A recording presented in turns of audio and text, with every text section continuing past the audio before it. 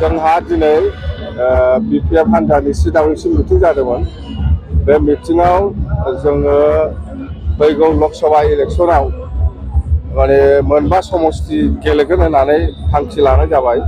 बेनि गेजेराव बे मोनबा समस्तिनि नामा जाहैबाय बरपेटा, क'क्राझार, दरं उदालगुरि, गुवाहाटी आरो तेजपुर मोनबा समस्तियाव गेलेगोन। आरो बिनिनो मोननै समस्तिखौ जोङो दिनै केन्डिडेट डिक्लेयार होबाय। मोनसेया क'क्राझार लकसभा ST रिजार्भ, बेवहाय जोङो आगोलनि डेपुटि चिफ आरो जोंनि दलनिनो भाइस प्रेसिडेन्ट आरो स्पक्स पार्सन खाम्फा बरगयारिखौ होनाय जाबाय। आरो दरं उदालगुरिनिफ्राय दानि एक्जिस्टिं खालाइगाव समस्तिनि MLA जोंनि बिपिएफ हान्जानि दुर्गा दास बर'खौ दरं उदालगुरिनि केन्डिडेट हिसाबै बासिनाय जाबाय। आरो बे मोनथाम समस्तिखौ जोङो थाबैनो जोङो डिक्लेयार होगोन साननै सानथामसो उनावनो। बास जोंना बिपिएफ हान्जाया जेराव देरहायो बेहायसो गेलेयो, सिदा खोथा। जोङो क'क्राझार लकसभायावबो जों देरहागोन, दरं उदालगुरियावबो जों देरहागोन आरो बरपेटा आरो गुवाहाटी आरो तेजपुर बे मोनथामखौबो जोङो जाय मानसिया बयबो पाब्लिकजों गनायजाथाव बेबायदि केन्डिडेटखौ जों बासिना होगोन।